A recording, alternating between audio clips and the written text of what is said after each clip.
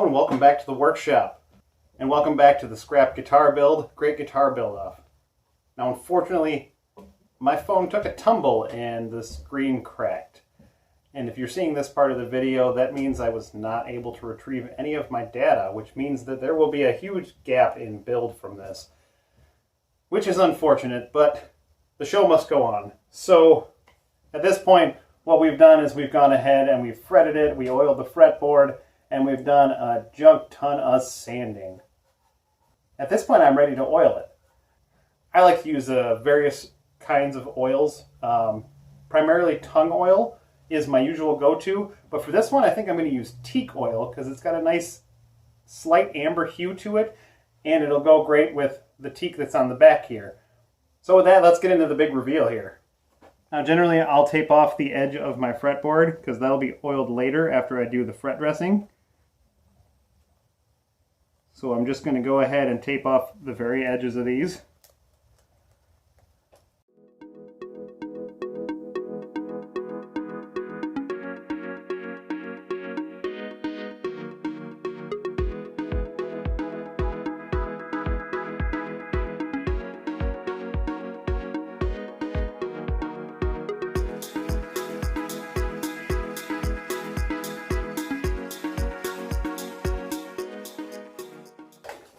Now when I oil these, I start off with the trouble spots here, so mainly these cavities and the inner parts, and then I'm going to do the sound holes before I start oiling everything else. Now the first coat and even the second coat, I will go heavy on this because the wood is going to soak up a lot of that.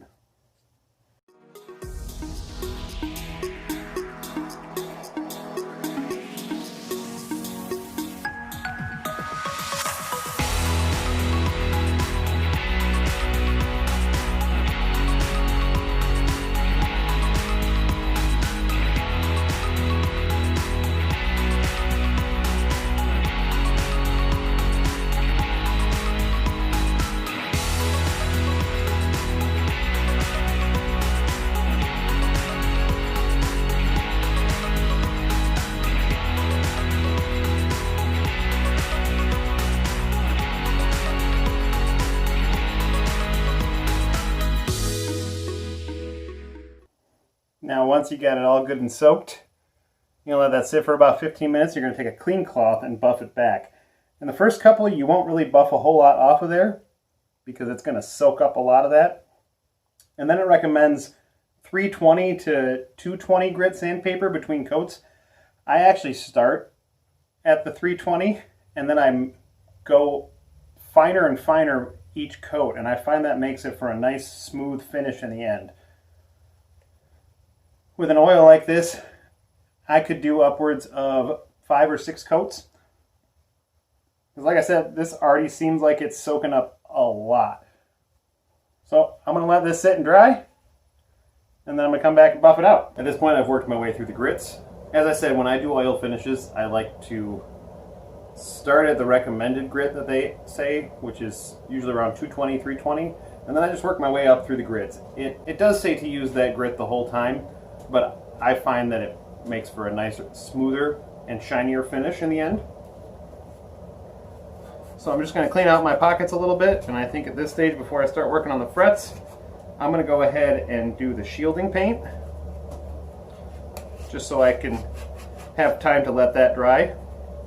Now I'm going to go ahead and shield the inside of my pickup cavities. I'm going to shield the back of my back plate, so just the very back side. And then I'm also going to go ahead and shield around where all the electronics are going to go on the inside of my cavity. Now obviously with this being semi-hollow, I can't shield the entire thing, so I'm just going to worry about the areas around where the electronics are. So I think I'm going to start with the back. Flip it over, do the front.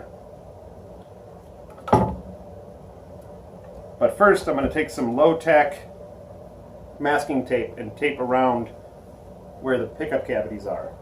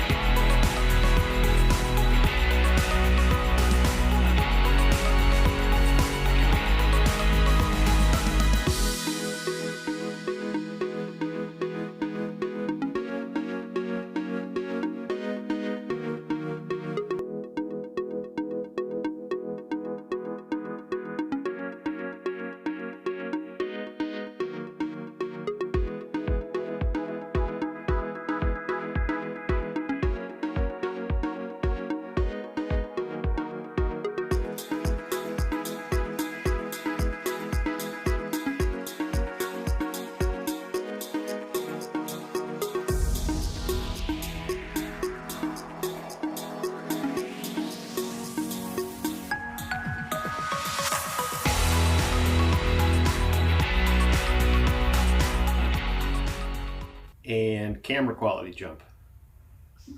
Shielding paint is dry, oil is dry, we're looking nice and shiny.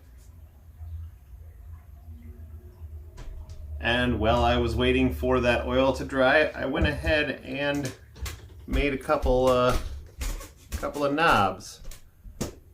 Now these are cutoffs from both the neck and then the top with a brass inlay for the position marker. These will be my volume and tone knobs. Now unfortunately I didn't record making the knobs.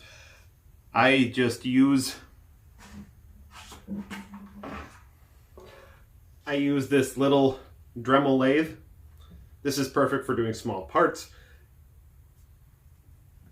I've done quite a few knobs on these. I also have done bridge pins. This is great for that small work, and it doesn't take up a whole lot of space.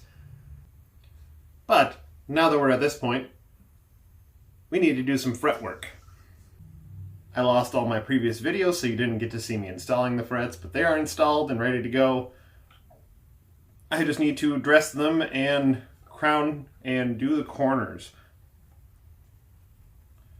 Now I've already gone through after installing the frets and made them pretty flat to the board so we don't really have any sharp ends. But I like to get that glass-like round over on the edges to make it more comfortable to play.